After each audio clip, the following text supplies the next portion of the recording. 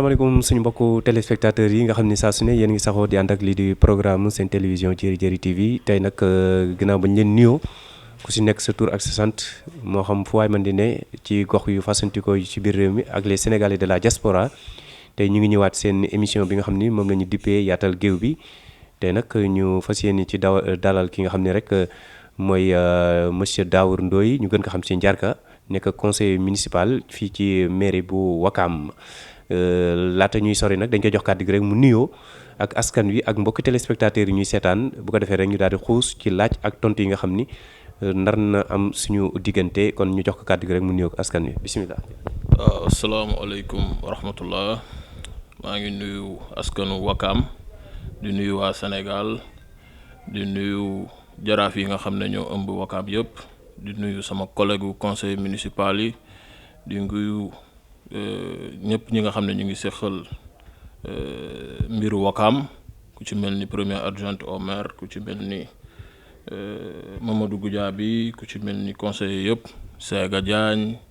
ñëpp daal maa ngi nuyu parce que bu ma limee damay juum ndax soppe moom xamoo fan la làqatu waaw moo tax daal ñu ngi nuyu waa Ouakam di nuyu président de la république ndax gannaaw Ouakam gannaaw leneen ak leneen ñu ngi koy nuyu bu baax maa ngi nuyu itam ki nga xam ne moom moo ma jël samp ma Ouakam jox ma parteem mu di Djibril Ngom nekkoon directeur ICS nekk consultant économique nekk membre Benno Bokk Yaakaar di magu Macky Sall monsieur le président de la république bokk ci ñi nga xam ne dañ koy digal lu baax ndax boo nekkee njiit il faut nga am ñi nga xam ne dañ lay digal lu baax di nuyu bu baax a baax itam suñu premier adjoint au maire moom mi nga xam ne tabarkalla mu ñuy teg ci yoon di ñu gindi ndax tam ànd boo gis dafa war a am mag bu nga xamante ne nii moo war a nekk ci ginnaaw di leen tette di leen xamal fu ñuy teg seen tànk noonu mu koy defee itam noonu la ko suñu troisième adjoint di defee noonu la ko Sega di defee suñu ànd bi daal ànd la bu nga xam ne dañuy sottante xalaat di xool lépp lu nga xam ne moo baax ci Ouakam rek ñu di ko xelal ki nga xam ne moom moo ñu jiite muy le maire de Ouakam ñu di ko xelal di ko wax ne ko nii lañ bëgg Ouakam doxee ne la lañ bëgg Ouakam doxee waaw. voilà loolu ginnaaw muy ay kàddu yu nuyoo dañuy daal di dugg ci nag li nga xam ne rek mooy laaj yi ak tontu yi tey laaj bi ci jëkk rek mi ngi jëm si seen conseil municipal bi nga xam ne fas yéene ngeen ko amal ni ki vendredi 19 ngeen am lu bari loo xamante ji fas yéene ngeen ko ci tënk ci lu jëm ci ordre du jour bi ndax mën nga dellu si ci gàttal rek nu mu gën a gaawee nga wax askan wi lay seetaan rawatina population Ouakam ñu xam lan ngeen fas yéene càmbar ci bés boobule. waaw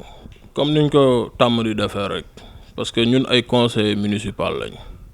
ni député war a taxaw askanam ñun conseil municipal noonu la ñu war a taxaw Ouakam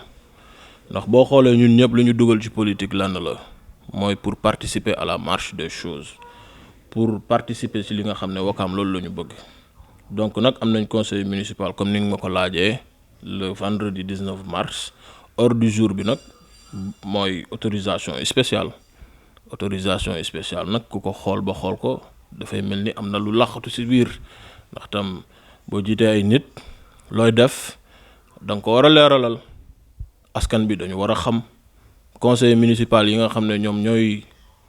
war a voter ñoom ñoo war a trancher dañu war a xam ak li nga xam ne mooy vote de délibération bi loolu noonu yëpp dañu bëggoon balaa ñu siy jublu yu mel noonu ñu leeralal ñu te it boo xoolee ba ci biir ci équipement collectif bi donte loolu la ñu wax ne moom la ñu bëgg pour ñu trancher si loolu donte équipement collectif moom la ñu laaj pour aéroport bi parce que Ouakam jotul seen wàll loolu la ñu laaj pour aéroport bi pour jot ko mais nag état dafa am nu muy doxee. parce que avant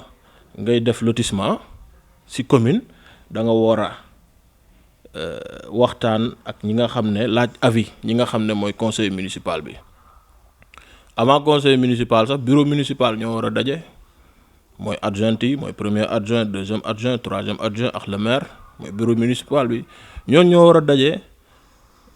avant ñu daje ñooñu bu ñu mënee gis ak conseillers yi ñu laaj leen seen xalaat ñun kat ñu ngi am bureau municipal ci sàngam lotissement wu aéroport yéen seen xalaat lan la mais nag mënuñu ko xool rek jël ne par exemple maire moom mooy maire du laaj bureau municipal du laaj avis wu conseil municipal moom rek mooy tëral lépp mooy jël xalaatam rek lii laa bëgg def lii laa bëgg def te loolu dañu gis ne dafa mel ni dafa xeeb suñu xalaat. mais loolu dafa mel ni kon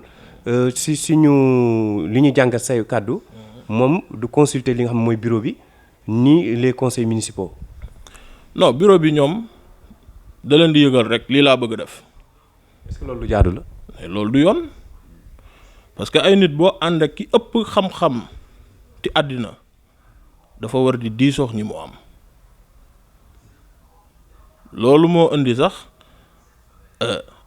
ci cadre ba ci diine sax loolu moo indi bu dee ñun taalibe cheikh yi ay muxaddamax yu demee noonu parce que seen rôle du sëriñ bi rek mooy def li ko neex dañu am seen xalaat war a waxtaan ak sëriñ bi nii la ñu gisee nangam parce que benn nit matul yonent bi sallallahu alayhi wa sallam sax moo gën ñëpp te mas na juum gën gi mindeef kon nag nit ordinaire boo sëkkeex ñu nga xam ne ku ci ne am nga sa xalaat bu rafet war nga nag waxtaan ak ñoom laaj leen ne leen lii laa bëgg def donte sax xam nga waaye nga laaj leen lii laa bëgg def lan moo ci seen xalaat pour lépp di jàll ci jàmm parce que Olof Njaay dafay wax ne réeroo amul mais ñàkk waxtaan moo am boo xoolee problème yi fi jotoon amax coow yi fi jotoon jib fan yële passé ak yooyu noonu yëpp yu mel nii moo koy indi parce que bu ñu la tegee fenn ne la conseil municipal nga da nga war a participer ci lii nga xam ne moom la askan bi bëgg mais looy voté wala looy wax wala looy naan wii wala non dafa war a doon lu nga xamante ne nii kat dafa leer ci sa bopp man nag ci sama gis-gis bu gàtt ni ma ko gisee mooy début bi lépp lu ñu daan def daan na waxtaan ak ñun daan na diisoo ak bureau municipal bi et cetera laaj leen seen xalaat ñu kii mais boo xoolee ba ci biir dafa mel ni bi mu duggee ci biir APR donte man mii di wax ak yéen membre laa Benno Bokk Yaakaar ndax sama leader de parti Djibril Ngom depuis 2012 ba suñu jonn yàlla tey mu ngi taxaw président de la République Macky Sall di membre Benno Bokk Yaakaar mais doone am naa poignu état ret maa ngi bokk APR ret damay jaay nit ñi doole boobu du sotti parce que nag doole bu ko amee di ko jaay ñun waruñu ko jaay ñun conseil municipal yi nekkuñu fi pour di diirante ak moom doole dañ fi nekk pour lan pour askan bi dañ fi nekk pour lan pour li nga xamante ne moom la askan bi bëgg askanu Wakaam gis seen bopp ci ni mairie bi di doxee mais boo xoolee ci domaine yëpp a sooxe sëñ bi. ci loolu lan ngeen jàpp ni yéen su ngeen ko jëlee comme ay matukaay di ngeen fi mën a maanaam dindi loolu nga xam moom ngeen di jooytu askan wi di ko jooytu. waaw ci kaw matukaay bi boo xoolee ci équipement collectif bi parce que loolu la ñu wax ne moom la ñu jotagum mais man dama gis rek ne moom souligné na ay points am mais dans le domaine sport Wakaam amul stade te Wakaam mu ngi màgg. xanaa kay booy laaj naa nangam war nga laajal Wakaam US Wakaam bokk ñu am stade bu mag bu nga xam ne suñu équipe bi dina fa mën di recevoir sëñ bi lu toll ni Wakaam man sama yaram sax day daw bu ma xoolee ci télé bi di leen suivre ci YouTube bi di suivre seeni match sama yaram sax day daw Wakaam day dem ay Pikine di fa recevoir di fa recevoir di dem di recevoir ci ñu nga xamante ne nii Wakaam moo leen ëpp foofu.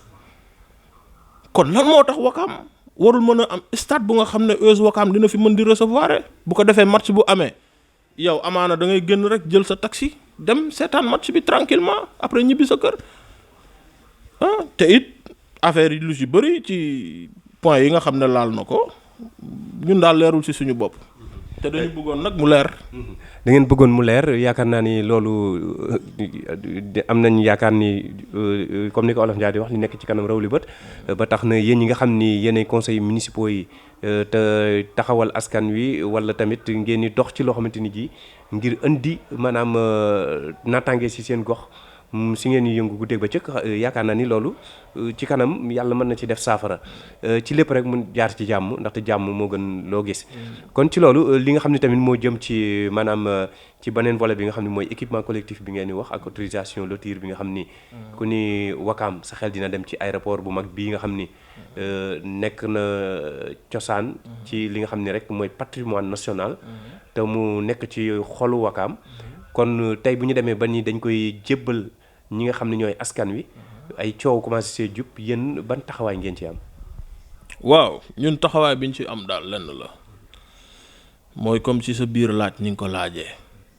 mooy dañu bëgg yëf yi leer parce que nag bu yëf yi leerul ñun duñ ci set est-ce que xam nga loolu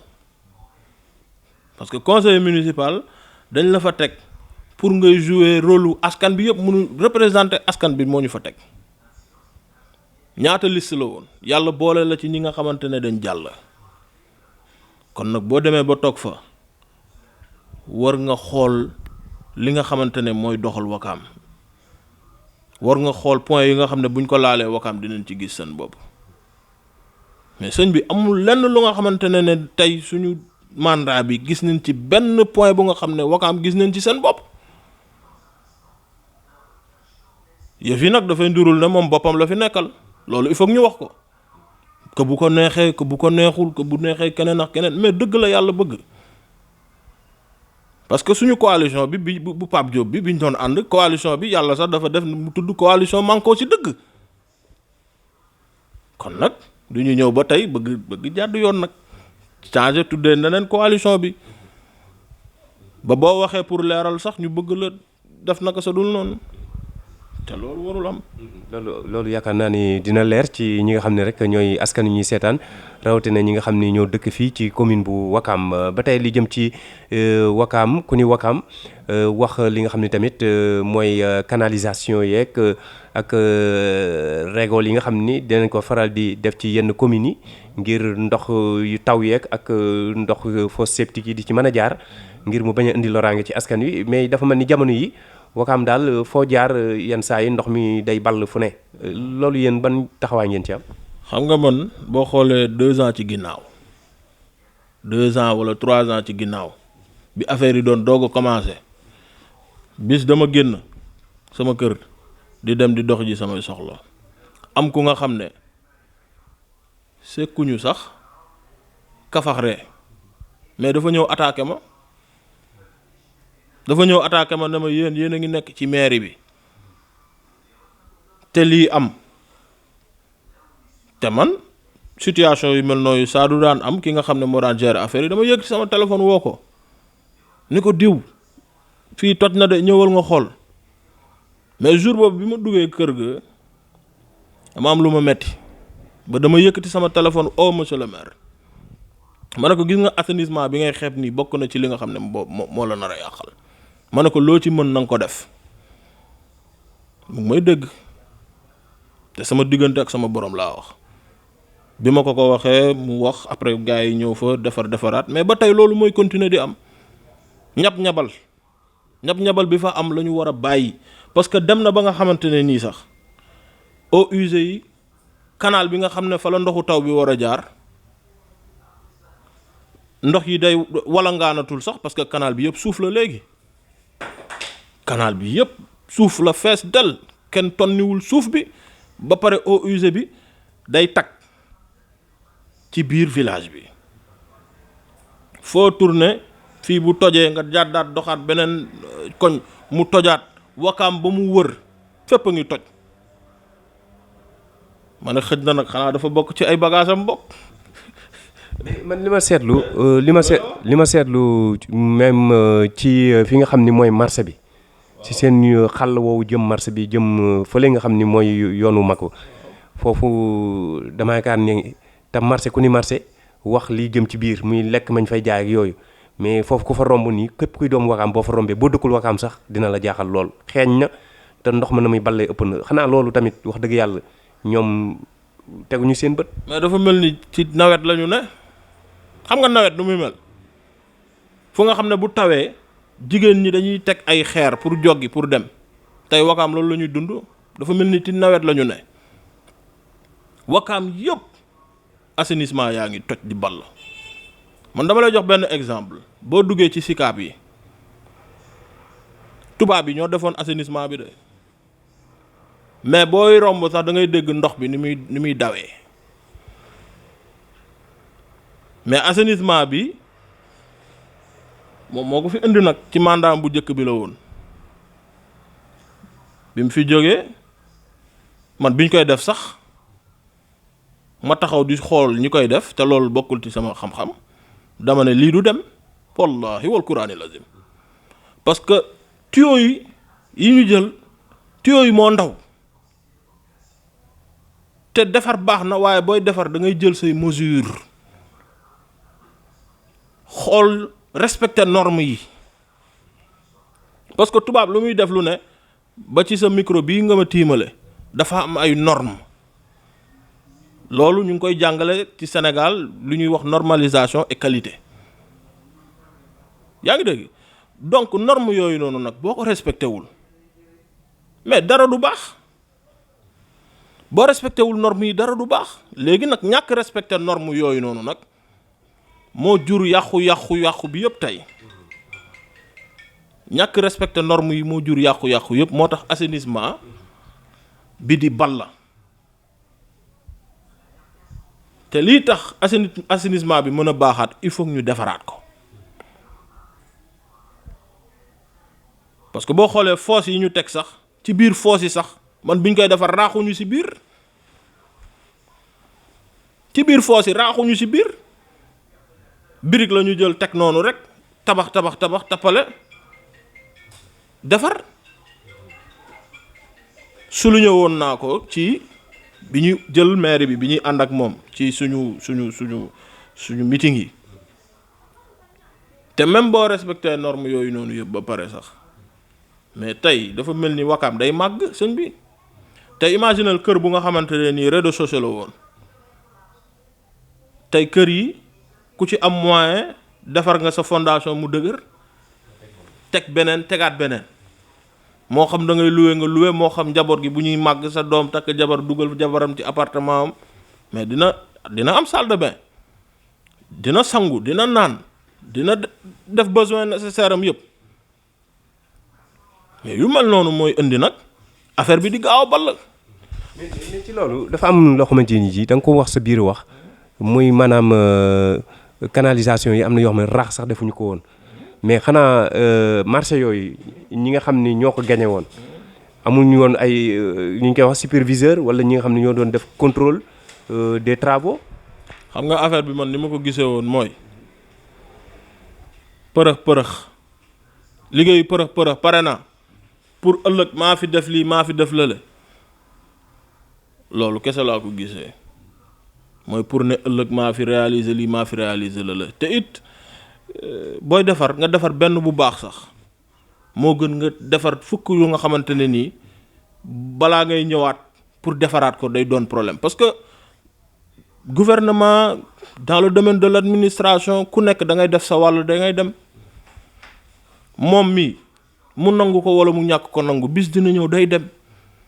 yàlla moo xam suba kan moo fi ne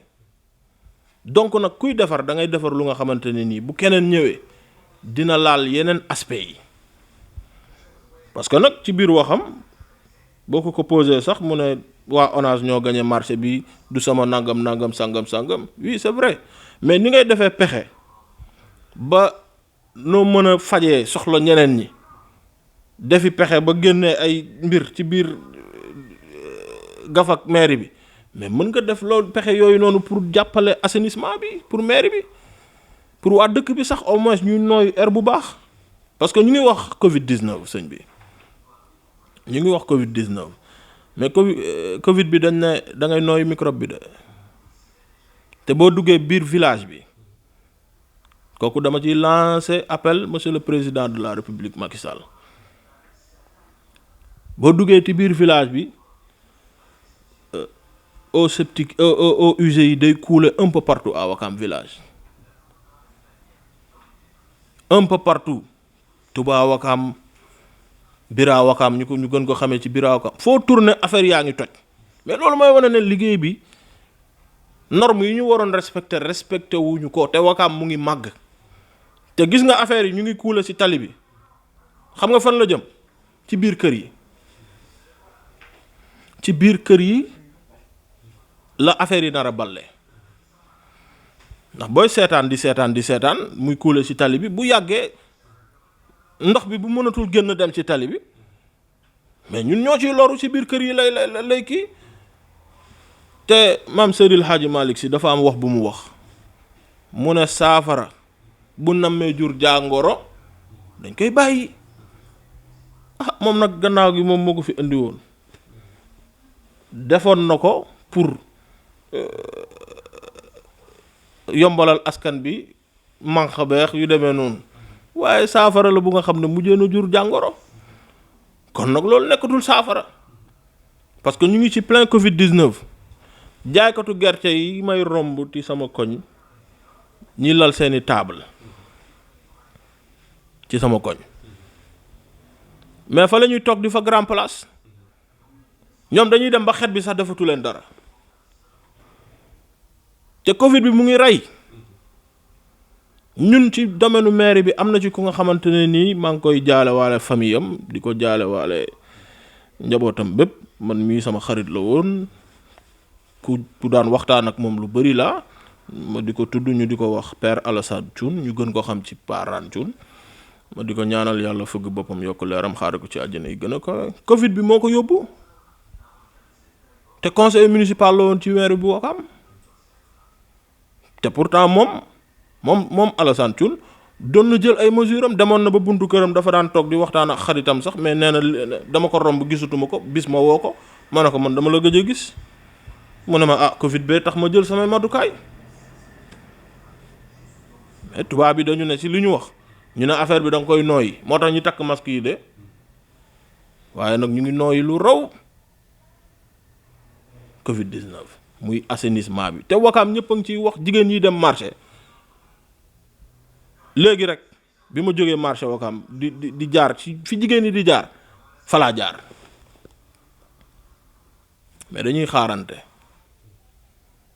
da ngay teg birig joggi xaar sa morom jàll boo xefee sax yow ci birig bi ngay joggi ak sa pañe marché booy deful attention sëñ bi di nga lor waa kër gi parce que ndugg beex yëpp mën na tuuru kon nag ñun lool la ñu fi tege pour ñuy wax li nga xamante ne moom la ñu bëgg mu marché proposé nañ problème boobu ci mairie bi am na ci sax suma benn frère bu nga xamante ne nii ku jàmbaar ñu koy wax Papa Lay Wadd moom doon na filmer affaire yi doon ko photo doon ko dugal ci Facebook bi pour gars yi am ci vision ak ñeneen ñu mel ni ay faaba doon nañ def mais loolu dafa neex parce que boo jiitoo ba noppi bëgg li nga jiite marché ñeneen di la signaler lii marché wul lii doxul loolu mooy tax yow nga réparer yow yaa réparateur bi parce que loolu lañ la fi tegee mais boo dee leeral ne lii marché wul ñu ne noonam nga te dama jàpp ne nag kii sa noon mooy ki nga xam ne day gis lu marché wul mu gëm ma ndax boxal yi ñu leen di boxal nit soo ko bëggee yàlla daf ni kullil xaq walaw kaana murran dëgg da nga koy wax ki nga xamante ne moom nga ne da nga ko bëgg te yàlla dafa def lu nga xam ne lu doy waar lu nga xam ne hasard amul mooy suñu coalition bi man koo ci dëgg la tuddoon waaye nag ni ma gisee affaire yi nag moom xam nga nguur moom dafa doy waar am na ñu nga xam ne nag bu ñu soxlaa dañuy yiwee waaye bu soxla ba paase ñu dellu ci seen mënin. yaakaar naa ni loolu waxu cax la kon nag ci loolu li nga xam ni tamit ba tey rek moo jëm ci wàllu wér-gu-yaram ginnaaw junj nga ko sànq ci lu jëm ci mbas mi nga xam mi ngi wër àdduna bi ba teer ci fii ci Sénégal te mbas moomu bëggul salte mbas mi bëggul tamit li nga xam ne rek mooy maanaam lépp loo xamante ni ji dafa jëm ci jegeyaatoo ak lu ni mel kon yaakaar naa ni bu ñu waxee ci loolu li jëm ci mbiru yi nga xam barab yi nga xam ne fa la doomu aadama yi di fajoo ci dëkk bu doy ni Ouakam ñu dem ba barabu fajukaay di fi xaw a tumuraanke yéen ban taxawaay ngeen ci am. waaw ñun début bi d'ailleurs sax looloo indi woon réeroo laa koy tuddee parce que man la jëloon def ma maay président commission santé bi mbas bi commencé tak mu raxas ñu ba ñu set boo ko gisee nga laaj ko. mais yow mi nga xam ne yow laa jàkkaar loolu kañ xaj na li tax mu raxas leen war ngeen ci am ay leeral. waaw parce que man bi ma toogee dama gis ci Facebook bi rek gis na defaraat na beneen comité sëñ bi boo dee leeral àndax nit di ko wax naan ko du nii la buur buggul loolu ku jàppee boppam buur donte sax du buur parce que buur day bëgg toujours ku koy wax ne ko gongo te man bu may ànd ak yow toujours nga naan ma gongo ma xam ne kii dafa am lu mu bëgg. damay citer benn exemple ci décès wu Thione Seck bi am ku seede mu ne Yaya Jammeh dafa am ku ñëw di xas kenn ci opposant yi naan ko nangam Yaya Jammeh jàpp waa ji tëj ko ci kaso bi maanaam mooy yàqkat ni jàpp waa ji tëj ko ci kaso bi parce que xam na ne kii dafa am lu mu bëgg.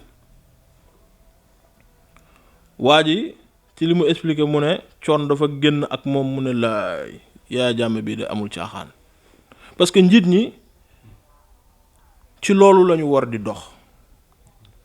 mooy kiy wax pour lu mu def ci poosam ak kuy wax pour askan bi. sëñ bi nag gis nga xaalis neex na terrain neex na oto yu rafet neex na waaye diggante ak borom bi dafa mas a sëdd. nekkal fi askan bi dafa mat a sëdd parce que yaa taxawoon laaj te lu ñu fi laaj démb bi ñuy ut te defuñu ko ëllëg yawmal xiyaam luy am la di nga taxaw sa kanamu borom ne maa waxe woon lii maa dige woon lii nangam te defuma ko. mais ci wàllu maanaam infrastructure yi ci wàllu wér-gu-yaram santé bi loolu yan ba léegi tontoo ci laaj. mais domaine santé bi ñuy doog a débuté ñaari structure de santé lañ fi fekkoon. ci promesse su campagne moom mu ne dafay décentraliser parce que cité avion jigéen ñi parce que ñoo doon ànd ak moom doon campagne parce que cité avion jigéen ñi ci xóot bi da nga ciy gis jigéen bu nekk en état bu waree am doom balaa muy génn parfois sax du am clando bu ko yóbbu wala du am oto bu ko yóbbu ci structure sanitaire yi pour mu mën a faju léegi day def ay infirmerie de quartier. mais infirmerie de quartier bi d'ailleurs sax maa ngi ciy masawu ki nga xam ne moom moo leen loué woon foofu parce que jot nañ yéeg ba dem tribunal ci biir wax nee nañu waa ji amul quitus pour ñu mën ko fay nangam sangam man ma jàpp ne loolu mbiru cuune la sëñ bi sa nit nag balaa ngay jël këram état ni muy doxee da nga ko war a leeral nii la parce que ku yor këram di loué moom day yor këram di loué weer bu dee nga fay ko. mais actuellement nii foofu dégg naa tëj na bii dend ak mairie bi tëj na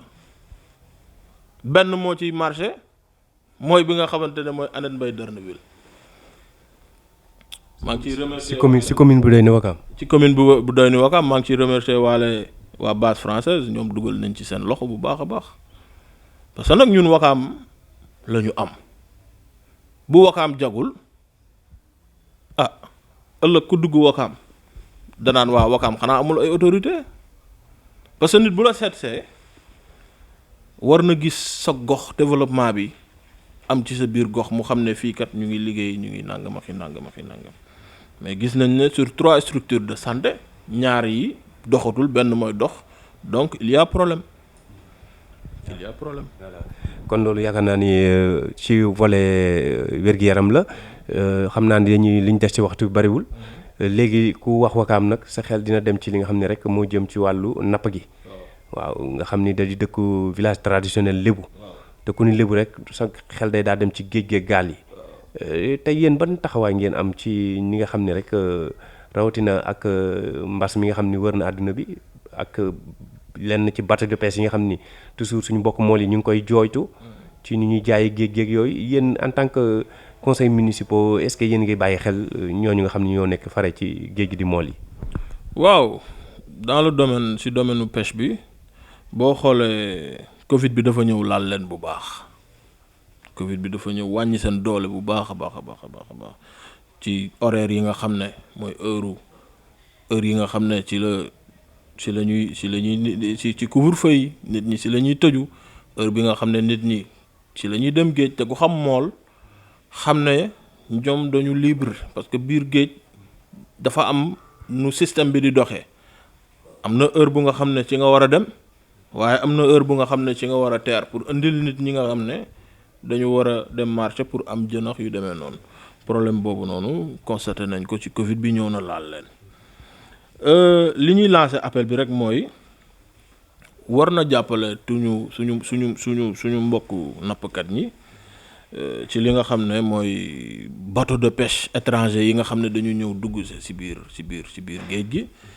loolu état bi war na ci wax parce que nag dañuy ñëw mbaal jën yëpp dañuy ñëw mbaal jën yu baax yëpp yóbbu dañuy laalaale sax yoosi jën yi nga xamante ne nii moo war a màgg te loolu bu amee dafay mel ni que ne jën dafay manqué jën dafay daldi cher donc nag ak problème de licence de pêche yi war nañ leen jéem a seet nañ leen yolomalee parce que nag ñoom dañu bokk ci ñi nga xamante ne nii Sénégal 90% jën la ñuy dundee ñu yombalal leen licence de pêche bi ndax ñoom ñoo koy uti biir géej te ku xam biir géej xam ne dafa metti pour kii fa beneen bi mooy Wakaam itam war nañ leen jàppale nag ñu am ay chambre froide bu ñu demee nappi bu léeg-léeg géej gi neex nga am lu bëri mais nga am foo koy dugal war nañ leen jàppale ci domaine boobu war nañ leen jàppale itam parce que léeg-léeg géej dafay xaw a doy war te géej amul banqaas war nañ leen jàppale defal leen ay gilet de sauvetage pour en cas de situation léegi nag loolu noonu yëpp ak mettitu dëkk bi yëpp li nga xam ne loolu lay jur mooy immigration clandestin bi loolu lay jur parce que nit boo xëyul gonto sa liggéey bi nga daan liggéey sax demeewul na mu daan demee jeunes yi dañ koy wax su ma narul am njëriñ ci kaw suuf borom bi jël sama ruuma dem donc nag état bi gis naa ne sax président yëngu-yëngu yi fi jotoon am lancé na appel jeunesse bi wax leen ne leen dégg naa message bi waaw dig leen ay xëy dig leen ay financement pour jeunes yi nga xam ne am nañ ci lu ñu jàppoon fii ci réew mi ñu mën a participer pour que réew mi mën a dox seen poste mën a am dara boo yow mën a bàyyi dara ci kër gi donc nag état bi na gën a veiller ci loolu gën leen dimbali gën leen jàppale. ci loolu ci li waraloon manifestation yooyu ku ne xam na ko daanaka mu ngi juddoo woon ci problème bi amoon ci Ousmane Sonko ak soxna si ko tuumaloon di Adji Sarr ci jamono yooyu nag fii ci Wakaam des ñu woon ci manifestation yi mu mel ni yéen it ay yëngu-yëngu amoon ban taxawaay ngeen ci amoon. waaw xam nga olof dafay wax ne balaa nga naan naam ne fa te man sax situation bi dafa am ma yëg ne gone yi ñu ngi bëgg taal biir dëkk bi ak si biir dëkk bi def en face ak gendarmerie bi ma génn bi ma génnee fekk mbedd bi fees del maa ngi ci remercier waale waa biir dëkk bi parce que jigéen ñi génnoon nañ maire ñi génnoon nañ ñëpp génnoon nañ doon wax seeni doom ni leen bu leen dugg ci lii parce que Wakaam kenn xamewu leen yu demee noonu gannaaw gi nag manifestation bu amee mënoo teewandoo ñëpp par la suite si laa taxaw noonu rek ku ñuy wax maa ngi koy nuyu de passage imam Lamine Diagne mu romb ma nuyu ma ne ko waaw lu xew mu ne ma gars yi ñu ngi taal station Total bi nekk fële tali américain ma ne ko bàyyi loo mu ne ma Yékini sax dañ toj boppam ma ne ko Yékini sama mbër la yow anamu mu ne ma mu nga fa ma ne ko nañ dem ñu demee fekkuñu ko fa waaye gis nañ xale yi jeunes yi di sànni gendarme yi tamit amuñu woon effectif bu doy benn L200 la ñu yoroon bu ñu dàqee xale yi reculer ñu sonnoon trop gannaaw gi it ci laa ne ko nañ dem Ali Kane itam maa ngi koy remercier bu baax parce que moom micro la yoroon def ci batterie di wax ak xale yi bàyyi leen ba xale yi jóge tali biir dëkk bi par la suite moom ci la bëttee noonu dem di calmer xale yi ñun itam ñu dem ci station Total bi taxaw wax gendarme yi wax leen na leen Ali mu ngi fële di wax ak xale yi donc yéen arrêté leen grenade lacrymogène yi ngeen doon tirer. Par la suite sax bien avant ñun ñu doon dem déggoon naa ñu ne jaraaf Mamadou Gueye ñu gën ko xam ci S ma koy nuyu de passage di nuyu yeneen jaraaf yi nga xam ne doon nañ toog ci presse bi doon wax pour luy dalal dëkk bi parce que jàmm ci la lépp xaj te it dëkk bu dee tàkk yow nga bokk ci ñi nga xam ne waa dëkk bi ñoo la fal def la fa ngay am fa ndombal tànk war nga nag jóg taxaw waaw moo tax nag man maa ngi fa woon Ali Kane mu ngi doon calmer xale yi pour ñu apaiser wu parce que jotoon nañ sax saccager station Total bi gérant bi mujjee bi Jean amoon na lu ko naqari torop mujjee bi jotoon naa jël numéro am ne ko bu dara yëngoo rek woo ma woo gars yi ñoom imam Lamine Diagne imam Khalifa Issakha Diagne ak njabootu imam Issakha Diagne yëpp ñu ngi fa woon doon jéem a calmer la situation ba mujjee bi yàlla mujjee def sutura xale yi mujjee calmer wu ñu mujjee dem ñu bàyyi affaire yi mu jàll ba sax bi ñuy ñibbi man ak Ali Kane ñëw nañ ba suñu côté buntu kër yem ci benn jeune bu nga xam ne dañ ko jàppoon biñ ko jàppee doon ko xëcc di ko yóbbu ñu ñëw di wax ak ñoom pour ñu yolomal mbir yi tuuti parce que nag ñun ñëpp ay doomu Wakaam lañ te it lu ñaaw xaju fi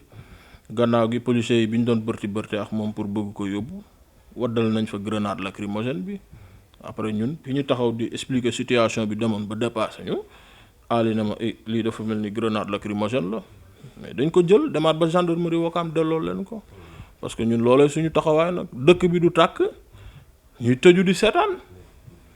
parce que nag bu dul dara ay citoyen lañ bu dul dara conseil municipal lañ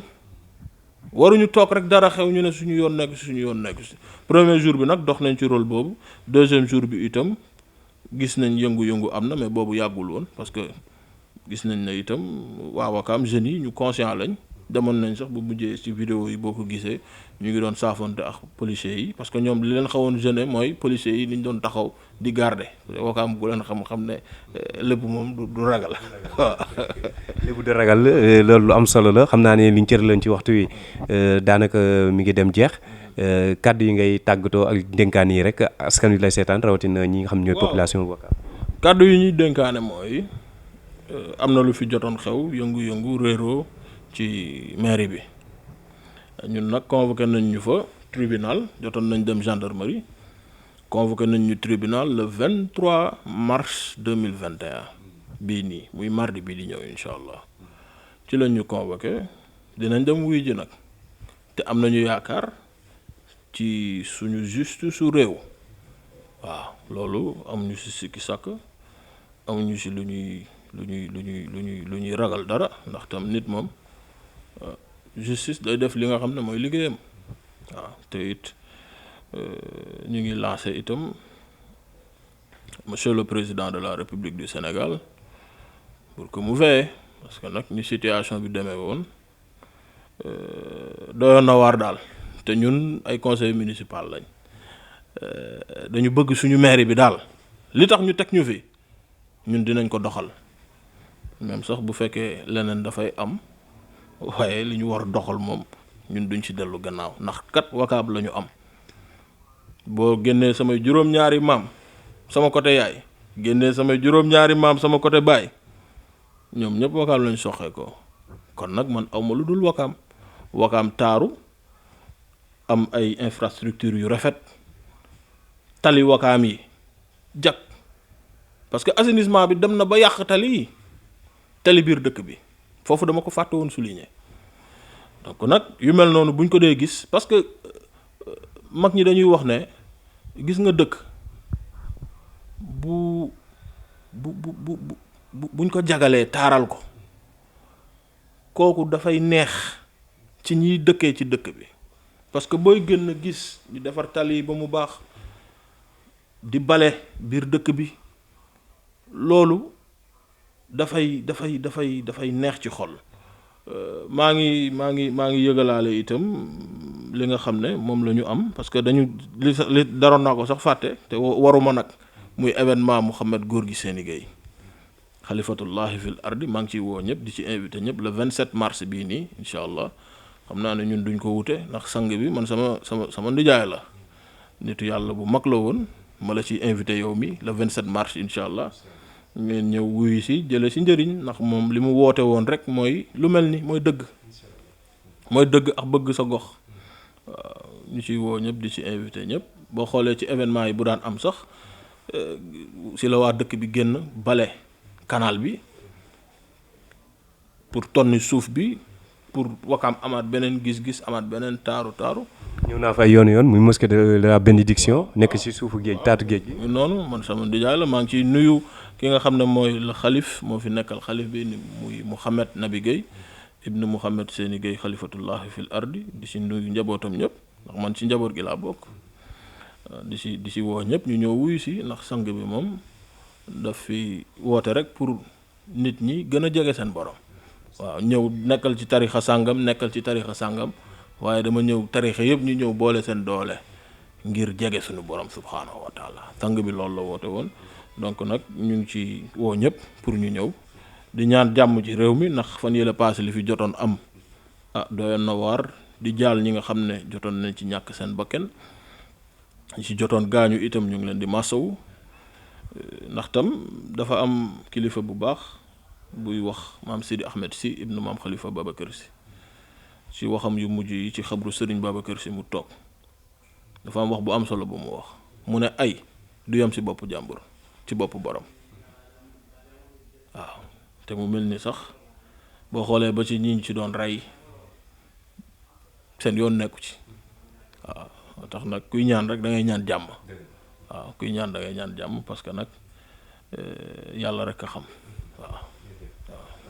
kon nag mu nekkoon ki nga xam ne rek mooy monsieur Daour Ndoye ñu gën ko xam ci Njarka nekk conseil municipal fii ci commune bu Wakaam tey moom la ñu seqaloon jataay ngir mu indi ay leeral jëm ci ni nga xam ne rek noonu la seen commune di doxe ak ñi ko jiite te ñoom ñu am ci pàcc bu am solo boo xamante ni ji buñ ko defee lu leen war la buñ ko deful tamit lu leen war la muy loo xamante ni dañuy veiller à ce que ñi nga xam ni ñooy population bi di yewoo fii ci Wakaam ak li ko wër di gis seen bopp ci ni nga xam ne rek noonu la seen maire yi ak seen commune di doxee ci bépp fànn kon ci loolu lañ ñu seqoon ak moom jataay tey di am yaakaar ni li mu fi wax dana nekk njariñ luy dugg ci nopp te ñu fas yéene ko jëfee mu nekk loo xam ne ji yokkute lay doon non seulement ci commune Wakaam waaye yokkute ci Sénégal yokkute ci Afrique yokkute ci àdduna bi yëpp kon ñu ngi sant ñëpp rawatina suñu mbokku téléspectateurs yi di sant sama caméraman di Ngañ Demba bi ma àndaloon di jaajëfal toute l'équipe technique yi nga xam ne ñoo nekk ci Jëri Jëri TV di leen jox rendez-vous ci beneen numéro ci seen émission yaatal géew bi